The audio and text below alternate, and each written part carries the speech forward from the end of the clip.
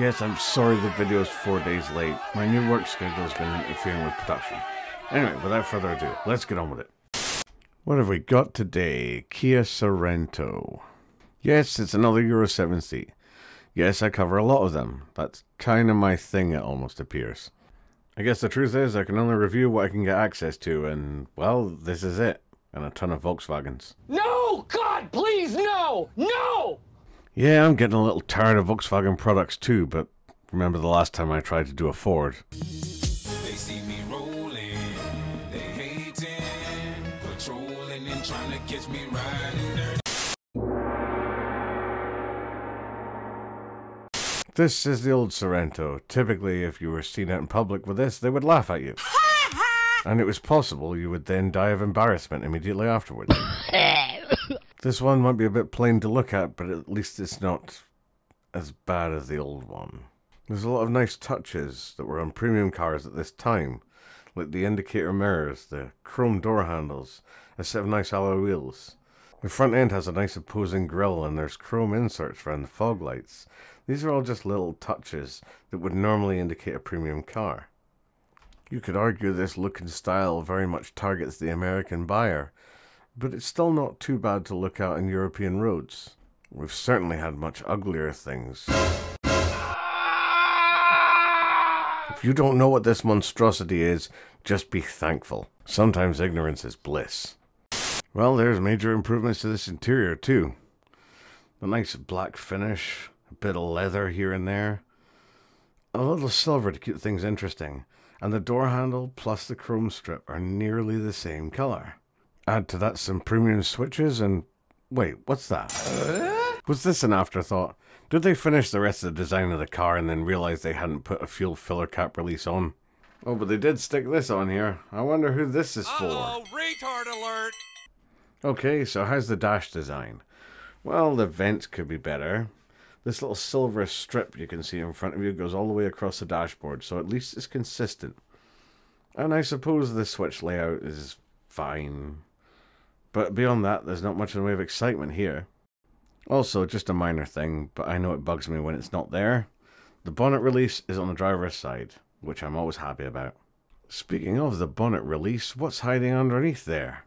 It's a 2.2 CRDI 4-cylinder turbo diesel. It looks quite impressive on paper, 190 odd horsepower, and surprisingly 320 odd pounds per foot of torque. Better than I was expecting. It also gets a good mile per gallon, so that means it'll be good for the environment. How dare you! Now we're in the money. A comfortable, full leather interior. Sorry, no electrics. Aww. These door cards have perfect design consistency, even down to the cup holder warning signs. Well, that was easy. Somebody's really polished these leather seats to a high degree. Anyway, so what do we get back here? Well, got an armrest, and it's got nice deep cup holders in it, and a fan. The netting back here is really good, if I can get hold of it. And of course we've got a 12-volt socket. And this transmission tunnel for a 4-wheel drive isn't huge. That's not a bad thing. So we've established the middle row is pretty good. How about the back row? Well, getting access to it is a pain. This seat mechanism took me a little minute to get. And then I was hoping it would fold a bit flatter than that, but no. Well, I hope you're feeling spry if you think you're going to get into the back of here easily. But once you've clambered and stomped over the interior and actually finally get in, it's actually okay. The designers obviously weren't thinking about how difficult it was going to be to put the seat up from the rear. As a result, it did take me a few seconds to get it right, but once I did, I was in, and I was surprisingly comfortable for a back row. Now I've just got to get out of here without killing myself. What? These jokes are worse than last week. Who writes this crap? That would be me. Well, I guess that explains a lot. Yes, thank you for your constructive feedback. Let's move on.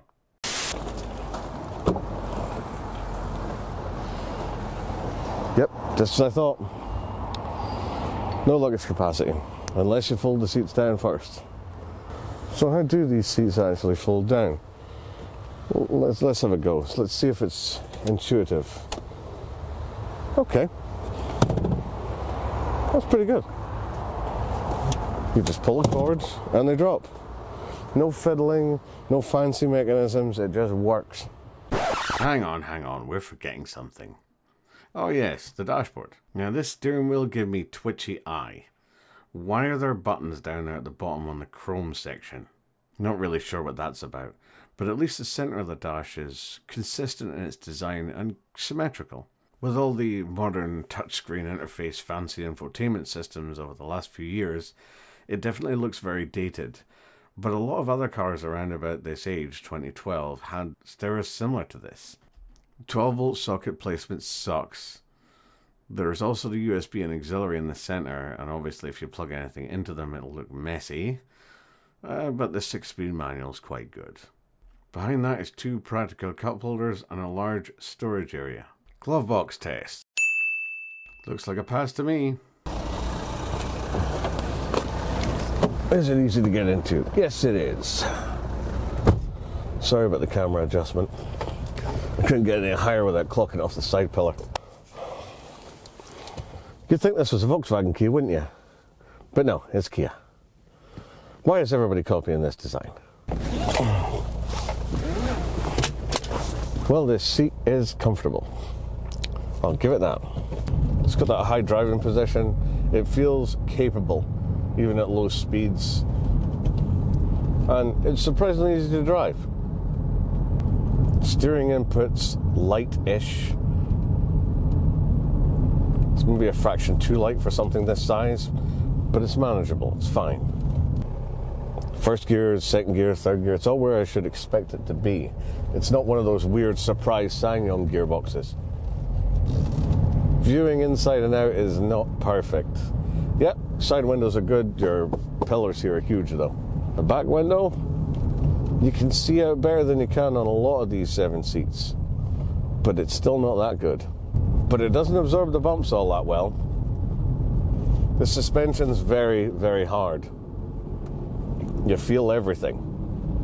Now for a sport utility vehicle that's supposed to be able to handle going up dirt tracks and all that stuff with ease, I would kind of want something softer. The road noise isn't exactly nice, but I've experienced much worse. It's got a bit of gap and go when you need it though.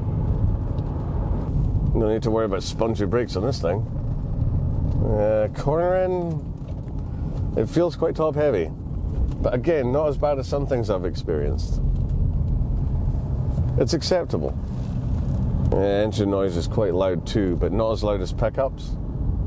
In summary, it's noisy and it doesn't have any luggage space. But you can offset that with the fact that the interior is actually quite comfortable, and it'd probably be quite good for towing things like horse boxes and trailers with this.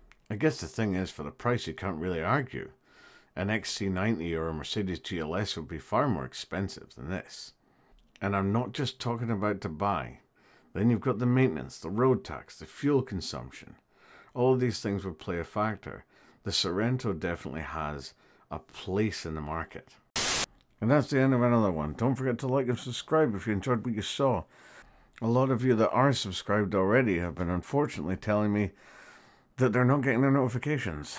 Since YouTube is doing such a bad job of notifying you all when I make stuff, check out the Facebook page. I'll upload links to videos when they are ready. So at least you can get notifications that way. Anyway, until next time, look after yourselves.